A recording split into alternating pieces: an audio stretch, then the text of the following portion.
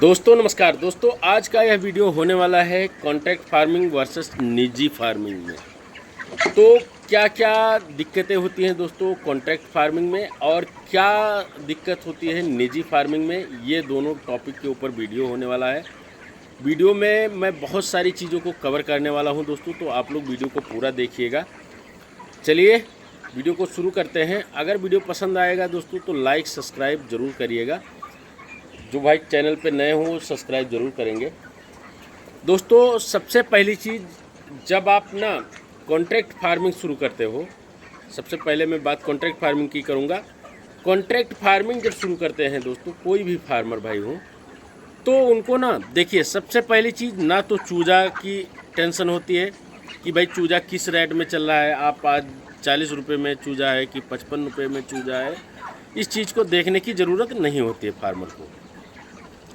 साथ ही साथ में दोस्तों, आप जब कॉन्ट्रैक्ट फार्मिंग शुरू करते हो तो आपको फीड की दिक्कत नहीं होती है, यानी कि फीड कैसे लेंगे, कहाँ से लेंगे, सस्ता फीड कौन सा पड़ेगा, इन सब सवालों के चक्कर में आपको उलझने की ज़रूरत नहीं होती है दोस्तों। जबकि आप निजी फार्मिंग करते हो तो ये सारी समस्याएं तुम आपके सामने आती हैं, जैसे कि भाई चूजा भी देखना है कि मैं किस रेट में चूजा डालूं ताकि हमारी तैयारी जो है 80, 82, 83 तक आए। साथ ही साथ में दोस्तों, जब आप कॉन्ट्रैक्ट फार्मिंग करते हो ना, तो सबसे जो इम्पोर्टेंट बात है वो ये है कि आपका रिस्क जो है वो बिल्कुल कम हो जाता है। यानी कि जब आप कॉन्ट्रैक्ट फार्मिंग करते हो तो रिस्क उतना ज़्यादा नहीं रहता है जितना कि दोस्तों निजी फार्मिंग में होता है। निजी फार्मिंग में रिस्क बहुत बड़ा होता है दोस्तों, और कॉन्ट्रैक्ट फार्मिंग में रिस्क कम होता है। जैसे अभी मान लीजिए कि जिस फार्मर का मुर्गा तैयार है आज के डेट में, और उसने कॉन्ट्रैक्ट फार्मिंग से 5000 बर्ड डाले हुए हैं, ठीक है।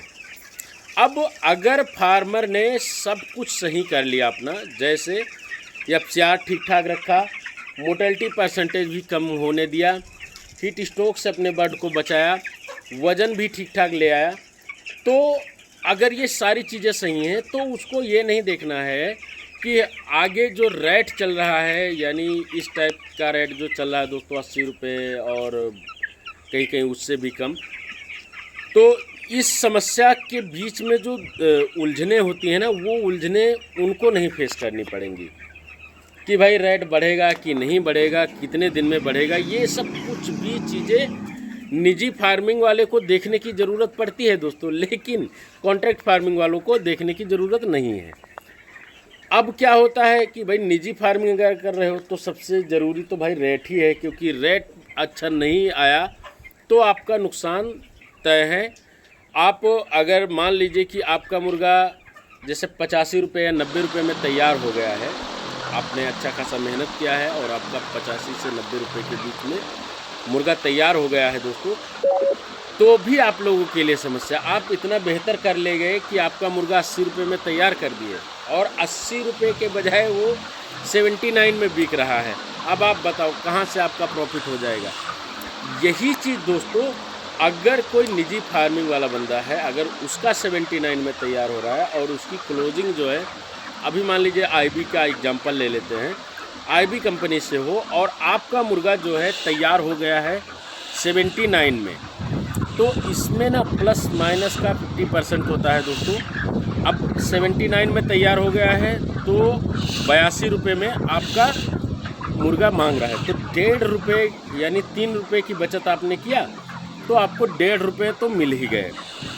अब 1.5 रुपये ये मिल गए दोस्तों, प्लस 8 रुपया, 9 रुपया, 10 रुपया जो भी आपको आपका बनता है ना कंपनी के द्वारा कि भाई इस क्राइटेरिया के अंदर अगर रहते हो आप, तो आपको 8 रुपया देंगे या 10 रुपया देंगे, तो 8 रुपये वो मिल गए। साथ ही साथ में आपको फार्मर इंसेंटिव भी मिल गया। तो इस तरह से दोस्तों उनका ना 13-14 रुपये तक आ जाता है आसानी से। और इसका जस्ट उल्टा है दोस्तों, जो निजी फार्मिंग करते हैं वो बेचारे वहीं पे मात खा जाते हैं। अब हाँ, ये नहीं मैं कह रहा हूँ अगर कहीं रेट में बिक गया, जैसे अभी जो पिछले दिनों में मुर्गा बिका दोस्तों 114 रुपया, 116 रुपया, तो ऐसे कंडीशन में अगर आपकी 90 रुपये की तैयारी थी तो आप बहुत ही बेहतर पैसा कमाए।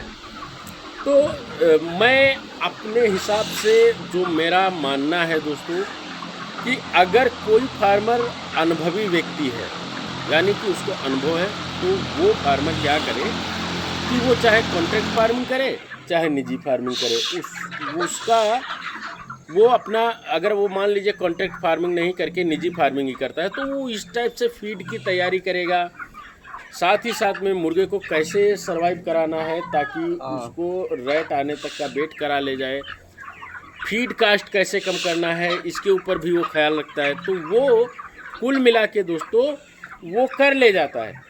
लेकिन अगर इसमें कहीं कोई नया बंदा फंस गया, भाई बहुत सारे लोग ऐसे वीडियो डाला करते हैं, उन सारी चीज़ों को देख करके कोई नया बंदा अगर फंसता है तो समझ जाइए दोस्तों कि उस बंदे के लिए बहुत ही ज़्यादा समस्या खड़ी हो जाएगी। फिर उसका मुर्गा, उसकी जो तैयारी है ना वो भी काफ़ी भग जाएगी। और फार्मर बेचारा अगर 90 रुपये में मुर्गा तैयार किया है, नया नया फार्मर है, उसको अंडर कटिंग में माल भी बेचना पड़ रहा है इस टाइप से, तो वो उस जाहिर सी बात है काफ़ी ज़्यादा टूटेगा। तो हमारी जो कहने का हमारा मतलब है दोस्तों, 100 बात की एक बात, कॉन्ट्रैक्ट फार्मिंग में अगर आप आते हो तो आपको रिस्क का जो परसेंटेज है बहुत ही कम हो जाता है ब्रायलर में। क्योंकि दोस्तों रिस्क कम होने का कारण ये है कि ना तो आपको बेचने का टेंशन होता है, ना तो आपको किसी भी चीज़ का टेंशन होता है, बशर्ते आपको टेंशन जो होता है कि आप सही तरीके से सही एफसीआर पे मुर्गे को तैयार कर ले जाओ।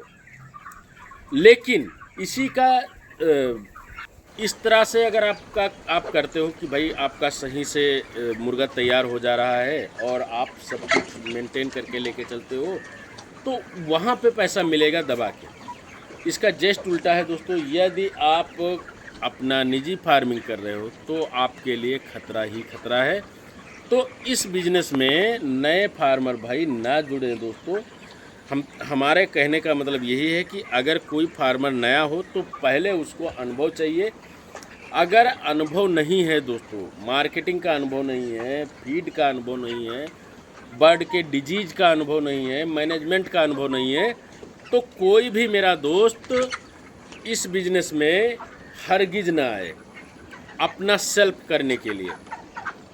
क्योंकि दोस्तों कहने को तो बहुत सारे लोग कह देते हैं कि भाई मैं आपको ये मदद कर दूंगा, वो मदद कर दूंगा, आप बनाइए, लेकिन जब बाद में नुकसान होना शुरू होगा ना तो मदद हो नहीं पाती है किसी से।